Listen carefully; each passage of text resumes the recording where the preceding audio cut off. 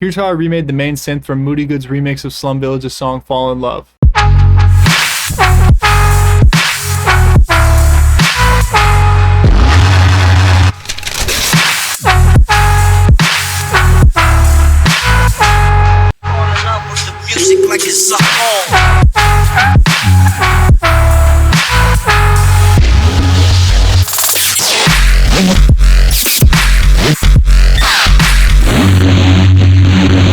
And since attention spans are short and watch time is king on YouTube, we're going to be going super fast. This one does have a lot of moving parts, so I'll try to explain it as best I can, as quickly as I can, but we will see. Also, just to preface, I know this isn't how this one was made. Vital didn't exist in 2014, but we got kind of close, so here's what I did to get this type of sound. First things first, I turned all my effects off, post effects and all that. We have like a sub pluck type thing. I'll bring this down here so you can kind of see if you're using a phone. We just have a saw wave with a pitch drop that's right here. We got to turn envelope mode on to get that, but it's a half in length. You can set that up in here, LFO1 to voice transposition, which is right here in the global tab of the matrix. And then we're going to have two envelopes. The first envelope is going to be just a little bit of attack, right? We just want to push the attack out a little bit. And then second, we have kind of a sharp shark fin type, snaggletooth type shape right here.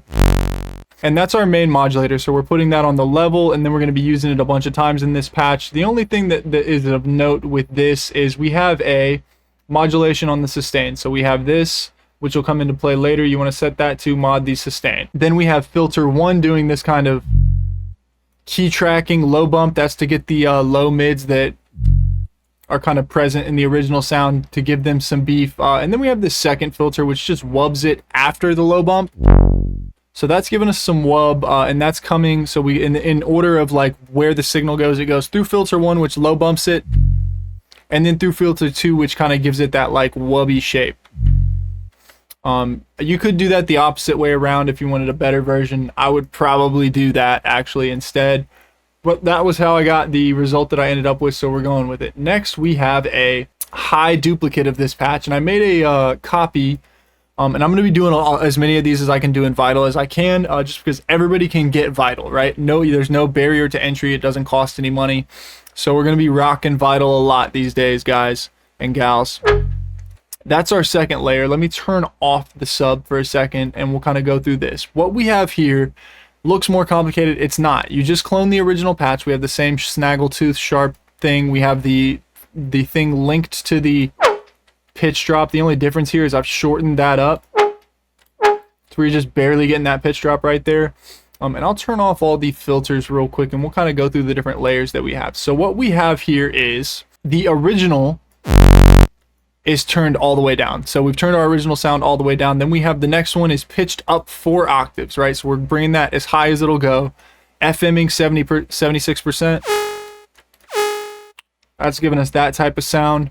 And then the next layer is a fake FM layer, which is made by taking a pitched up 1 octave sine wave, so just an octave up on this one. We're giving it 90% hard syncing, right? And then I'm bringing a low pass down on it, just till we kind of get rid of like that 10K really shiny bit of it. Then we have the loudest layer of this particular, patch, the noise layer. So I've just pitched this up 2 octaves, white noise. And I'll kind of show here, because this is a little bit important as far as like when you're making a sound, always going like 100% level feels like the right thing to do when you're first just starting out, right? You want to push the level on every single layer, make every piece as loud as you can. Don't do that. Be subtle, right? So here we're going to go. Noise is the loudest layer. Second loudest is going to be the FM layer. Third loudest is going to be the hard synced highest pitched layer. And that kind of gets us a little bit closer to like what the timbre of the original sound is. Then we have a high pass, so this is cutting the lows. And then we have a modulated filter, so this one's got key tracking turned on. And everything from filter 1, which is this little set right here, is getting sent into there. So we don't need to double these up, or it brings that low back in. We don't want that. Get rid of that. It has less low in now. It looks like it's still getting sent through, but it's just less. Then we have some post effects on this. So we have some linear fold distortion with another high pass. That's probably not important. It is important. I don't know why, but it is important. There we go. So it kind of gives it that like bright sound. If we drive it, get really dirty, we kind of just want to feel the dirt. And with the compression, it's going to bring the dirt out even more. So I'm going to kind of reset it to the original position, and I have the mix all the way up here, and envelope 2 is again my mod source for that. So we do have the sustain modded on this quite a bit higher. So set up a macro that's just turning your sustain up right here, and that's going to be important for the final result.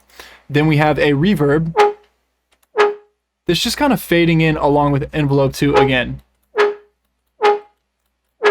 Just gives it a little bit of like delayed width to it. So once we have that, we just add our sub layer back to it. And then moving into post effects, we have a limiter.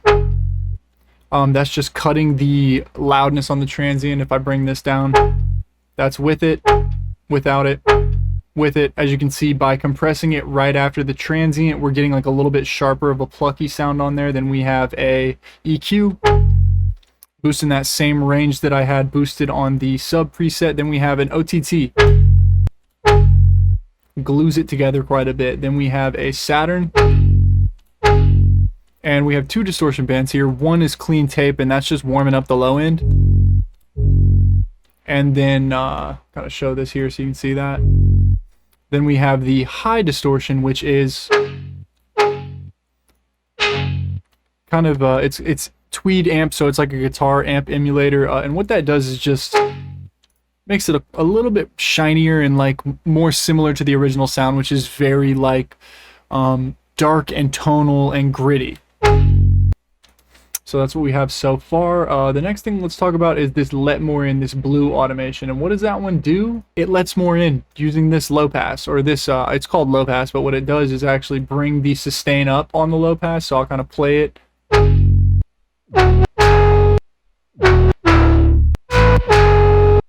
And you can really hear the guitar distortion coming in once the thing opens up there. So then we have these 2 different automations here. One controls a quick little delay, and then the other one is a reverb. So the delay first sounds like this without the automation.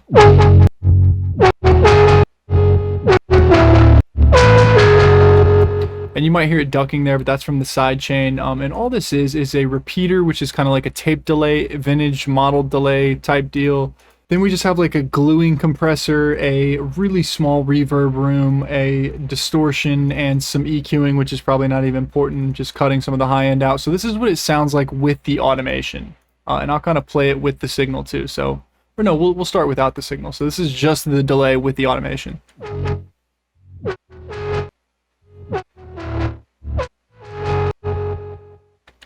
And then once we add the dry signal back,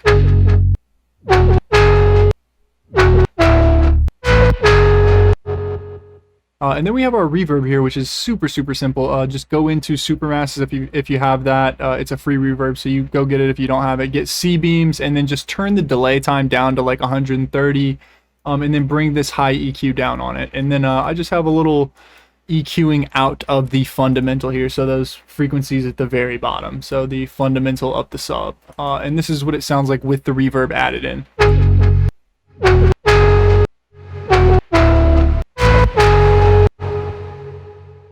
And when you're doing this for your own song, like the idea is not to just like do random automations and do stuff wherever you like. The better way to go about it is mute out your automation or don't have your automation, then just play your mix, right? And feel in your mix where you think you want to have reverb that would add tension.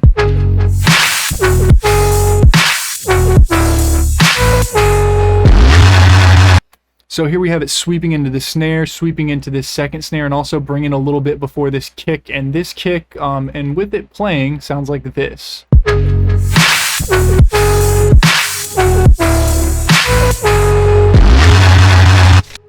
And just in case it helps, I'll play it here with the visualizer so you can see that.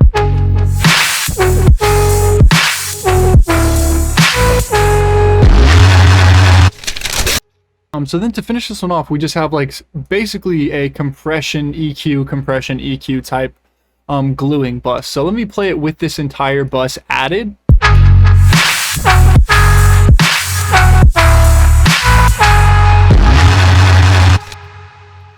And then I'll just kind of turn these on one at a time so you can get a feel for what they're doing. So we have an OTT that's boosting the lows, cutting the highs down a little bit, just gluing, big time gluing right here.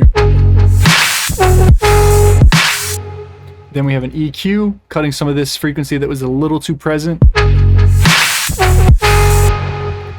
Then we have a multiband compressor, and this is kind of a hard one to explain, especially because most of the people aren't going to have Pro MB. So let me do it with a Maximus really quick, which is probably going to get people not to watch the video because this is just not an interesting thing, but this is how you would do this. Solo out your high band. And then what you would do is like push the pre-gain and bring some pretty heavy compression that's going to like bring those peaks down and glue it together, right? So then we have a much brighter sound that we can boost the post gain on, but we want to do this with the mix in context. So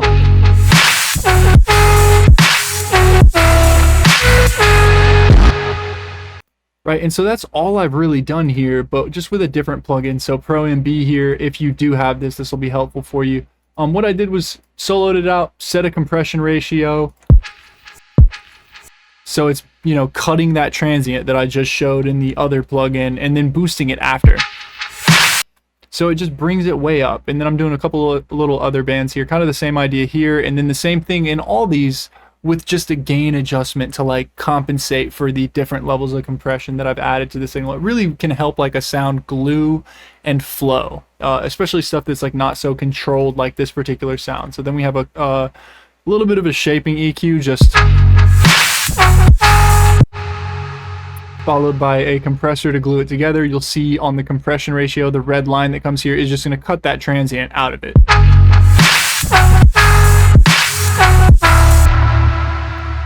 Then lastly, a Saturn, so some light tape distortion.